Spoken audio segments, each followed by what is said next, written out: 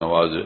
ایک تو یہ کام ہے کہ نفس کی بات نہ ماننا نہ سننا، بلکہ ہمیشہ مخالفت النفس، ہمیشہ نفس کی مخالفت، یہی حصول تعلق مع اللہ کا راستہ ہے۔ دو راستے ہیں صاف، ایک یہ ہے کہ نفس کی حرام خواہشات کو کچلنا، نفس کی بات نہ ماننا، اس کے خلاف چلنا، اللہ تعالیٰ کی مرضیات کے راستے میں چلنا، ایک یہ ہے۔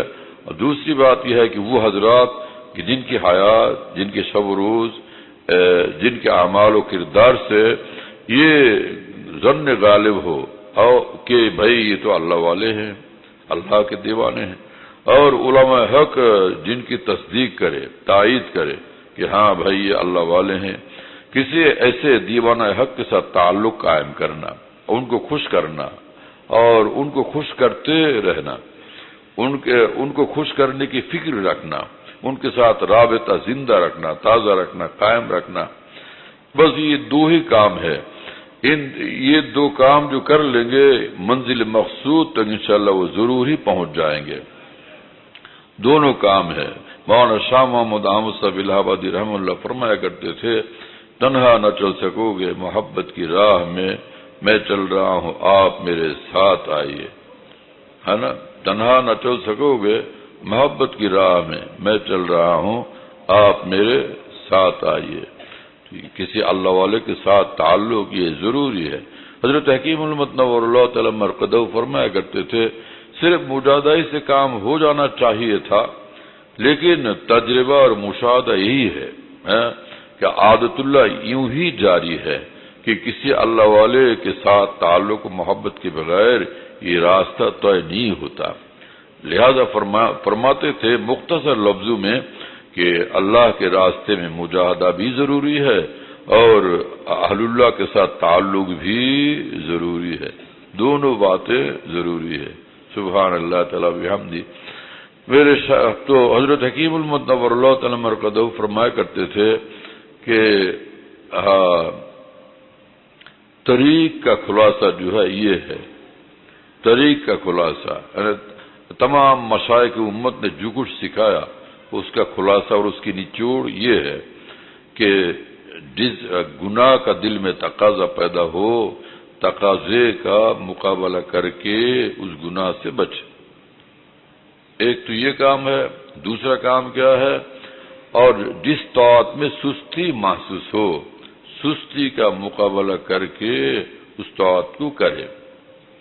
ہاں، پھر آگے فرماتے حضرت حکیم امت کہ جس کو یہ بات حاصل ہو گئی اس کو پھر کچھ بھی ضرورت نہیں، کیونکہ یہی بات تعلق مع اللہ پیدا کرنے والی ہے اور یہی اس کو آگے بڑھانے والی ہے اور یہی اس کی محافظ ہے۔ سبحان اللہ تعالیٰ بحمدہ۔ یہی دو کام کریں گے، تعلق مع اللہ بھی پیدا ہوگا، تعلق مع اللہ بحال بھی رہے گا، اور مدارج تعلق مع اللہ، مدارج قرب الہی میں یہ ترقی در ترقی ہوتی چل جائے گی انشاءاللہ تعالی، ان دو کاموں کی برکت سے۔ یہ ہے اصل کام، اور اس کے ساتھ کسی شیخ کا سایہ ہو ساتھ، بس یہی کام ہے۔ اللہ تعالی ہمیں قبول فرمائے، توفیق عطا فرمائے۔ اور بالکل یہ واضح بات ہے، صاف بات ہے، پختہ بات ہے، یقینی بات ہے کہ اہل اللہ کے راستے سے جو بھی ہٹتا ہے وہ بالکل گمراہی کی طرف جاتا ہے، کسی نہ کسی طریقے سے، کسی نہ کسی وقت وہ اچانک گمراہی کے دلدل میں پھنس جاتا ہے۔ اسی لیے حق تعالی جل وعلا شانہ نے فرمایا اہدنا الصراط المستقیم صراط الذین انعمت علیہم، جس کا حاصل یہ ہے کہ مقبولین بارگاہ حق، خواص سے خدا، خاصان خدا کے ساتھ تعلق، خاصان خدا کا راستہ اختیار کیا جائے تو یہ صراط المستقیم ہے، منزل مقصود تک پہنچ جائے گا۔ آگے اس کے مقابل جو ہیں وہ سب مغضوب علیہم الضالین ہیں۔ خاصان خدا سے، جو خاصان خدا کے خلاف جتنے راستے ہیں وہ مغضوبیت کے راستے ہیں اور ضلالت کے راستے ہیں۔ اسی لیے یہاں کے ایک بزرگ نے بھی خوب فرمایا، میرے شیخ رحمہ اللہ اس شعر کو بہت پڑھتے تھے، خوب پڑھتے تھے کہ مستند رستے وہی مانے گئے جن سے ہو کے تیرے دیوانے گئے، لوٹ آئے جتنے فرزانے گئے تب منزل صرف دیوانے گئے۔ اور احادیث مبارکہ سے بھی یہ بالکل پختہ طور پر ثابت ہے کہ اللہ والوں کے ساتھ تعلق کی برکت سے کیسی دولت عطا ہوتی ہے۔ اللہ تعالیٰ کی محبت، بندے کے ساتھ اللہ کی محبت پیدا ہو جاتی ہے، جبکہ اللہ تعالیٰ دیکھتے ہیں کہ یہ میرے دیوانے کے ساتھ بیٹھا ہوا ہے، میرے دیوانے سے ملنے آیا ہے، میرے دیوانے سے یہ ظالم محبت کرتا ہے، اس پر اللہ تعالیٰ اس سے محبت فرماتے ہیں اور اس کو بالکل اپنا بنا لیتے ہیں۔ کچھ بھی یہ بندہ میرا کتنا گنہگار ہو، لیکن اب یہ ہے کہ وہ میرے دیوانے سے اس کو محبت ہے، اس سے ملنے آیا ہے اور اس کے ساتھ قلبی محبت ہے، یا کہ اس نے مالی کچھ خدمت کی ہے، اس پر بھی حق تعالیٰ خوش ہو جاتے ہیں اور اس کے لیے اپنی محبت کو واجب فرما دیتے ہیں۔ جب تو میرے دیوانے سے تجھے تعلق ہے، تجھ سے میرا تعلق ہے۔ جبکہ ہمارے چاہنے والے سے، میرے عاشق سے، میرے طالب سے، میرے دیوانے سے تیری محبت ہے، پھر تو میرا ہے۔ وجبت محبتی للمتحابین فیہا والمتجالسین فیہا والمتزاورین فیہا۔ عجیب بات ہے، سبحان اللہ تعالیٰ بحمدہ۔ ایک تو یہ ہے کہ ساتھ بیٹھے تو فرماتے ہیں حق تعالیٰ جل وعلا شانہ کہ جو میرے دیوانے ہیں، اگر کوئی ان کے ساتھ بھی بیٹھ جاتا ہے تو میری محبت اس کے لیے واجب ہے، وہ تو پھر میرا ہی ہے۔ معلوم ہوا کہ اللہ والوں کے ساتھ اٹھنے بیٹھنے کی برکت سے وہ اللہ والا ضرور بن جاتا ہے نا۔ اور یہ کہ والمتزاورین، ملاقات کر لی، زیارت کر لی، اس سے بھی صرف زیارت کی برکت سے اللہ تعالیٰ کی محبت اس کے لیے واجب ہو جاتی ہے۔ خواجہ صاحب رحمہ اللہ جب کہ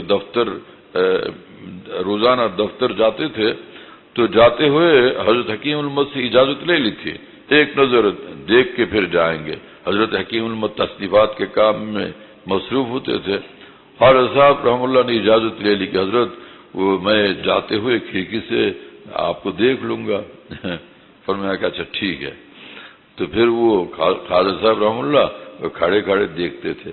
کیا دن تھا، کیا قسمت تھی، کیسا دل تھا، واہ رے واہ، سبحان اللہ۔